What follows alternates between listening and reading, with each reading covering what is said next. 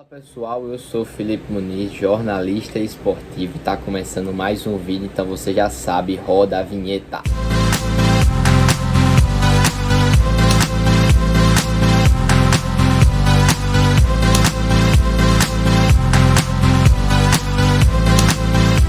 Bom, tô aqui com a camisa de um dos finalistas dessa edição da UEFA Champions League, que vai ser dia 29 desse mês de maio, né, lá na Turquia, em Istambul, entre Manchester City e Chelsea. Um jogo de dois times do mesmo país, né? A gente teve isso em algumas edições passadas, como Real Atlético de Madrid, Bayern e Borussia, Real Madrid e Valência, alguns anos atrás. Já tem uma certa frequência aí de times do mesmo país se enfrentarem na mesma edição da Champions League, e na Inglaterra também, porque recentemente em 2019, 18-19, a gente teve Liverpool e Tottenham, né? Aquela final que para muitos foi uma das piores finais da UEFA Champions League, para mim também foi um jogo horrível. Eu acho que só perdeu para Santos e Palmeiras, né? Em quesito de final, acho que jogo horrível foi esses dois. Eu acho que Santos e Palmeiras ainda foi pior ainda da Libertadores do ano passado. Mas enfim, não estamos aqui para falar da Libertadores, estamos aqui para falar do Chelsea, que trouxe o Thomas Tuchel durante a temporada, trouxe o Thiago Silva e, cara, você vê como o futebol dá voltas, né? Porque Thomas Tuchel um dia desse estava no PSG, foi demitido, trouxeram ele pro Chelsea e agora o cara é finalista da UEFA Champions League com o Chelsea. Chelsea que evoluiu bastante, na minha visão, evoluiu bastante com a chegada dele. É um Chelsea totalmente diferente para o que era com Frank Lampard e agora um Chelsea totalmente diferente para o que é com Thomas Tuchel. É uma evolução nítida, apesar de usarem o mesmo esquema praticamente entre o Tuchel e o Lampard. Há uma diferença brutal eu percebi isso ontem, pela ocupação dos setores de meio de campo. Se a gente for olhar o setor de calor do meio de campo do N'Golo Kanté, cara, o cara tava ali naquela faixa central do campo, chega que tá vermelho dessa cor aqui, assim, ó. É um laranja, mas você entendeu, o vermelho da cor desse microfone aqui. E o cara tava presente em todas as áreas do campo. Isso mostra uma evolução tática desse time do Tuchel. E que joia tem esse time do Chelsea, que é o Mason Mount. Ele que fez um dos gols ontem na vitória do Chelsea por 2-0 contra o Real Madrid em casa, que levou o time para a final, né?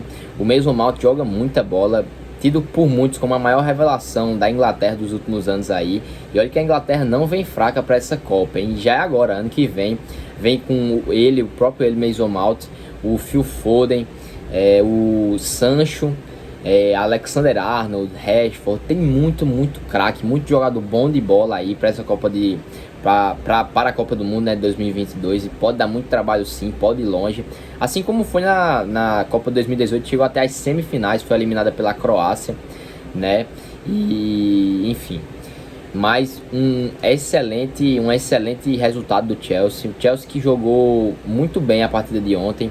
Eu vi um Real Madrid que eu acho que foi prejudicado pelo sistema que o Zidane usou ontem, usar Vinícius Júnior de ala, não sei se deu muito bem.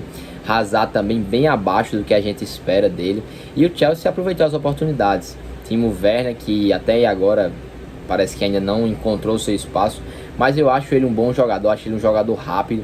Não diria que ele é um matador nato, mas ele é um jogador muito rápido. Eu comparo ele com o Gabigol do Flamengo, porque eles têm o mesmo estilo de jogo, né? Então é um atacante que pode sim ser trabalhado. O cara é muito bom de bola. Eu acho que ele só ainda não encontrou aquele local certo que precisa no Chelsea, e o local certo ali para entender as jogadas, para se adaptar um pouco com o time. Eu acredito que isso com o tempo ele vai se adaptando. E agora vamos passar desse lado da chave para o outro lado, né, o jogo do City e do PSG. Eu fiz um pós-jogo no 4 Linhas FC lá no canal deles. A gente passou mais de 1h30 falando desse jogo do City e do PSG. E cara, para essa final minha torcida vai para o Manchester City.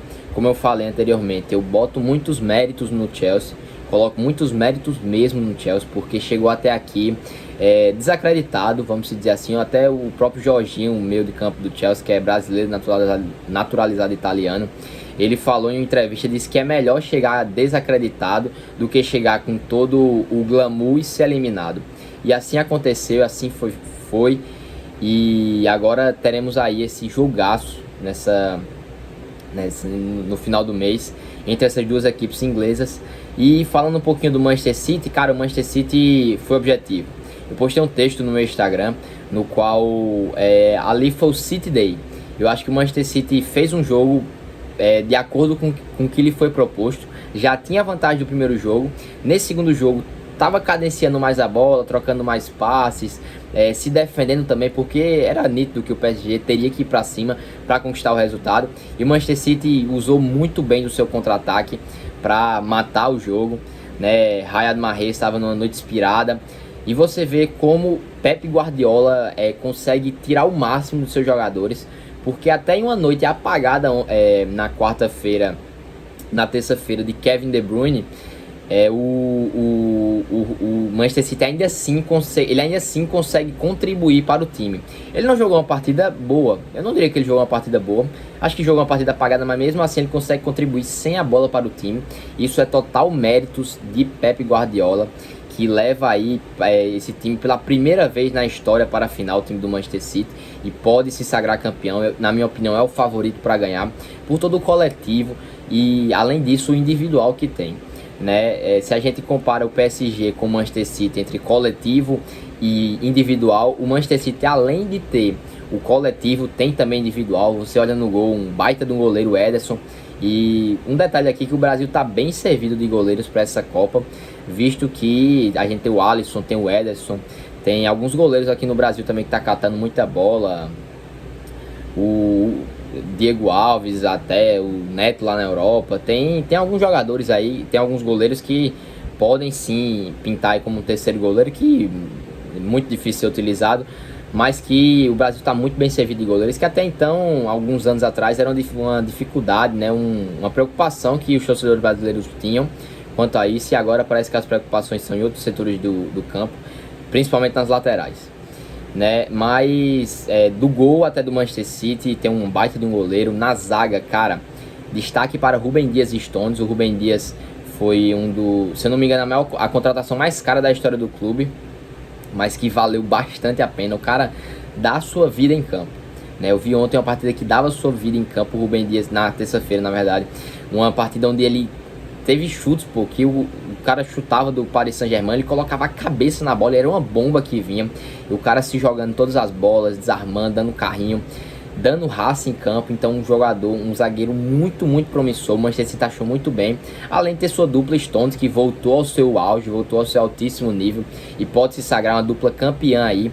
E na minha opinião, Rúben Dias e Marquinhos formam a dupla de zaga da temporada, para mim os melhores da temporada, jogaram muita bola.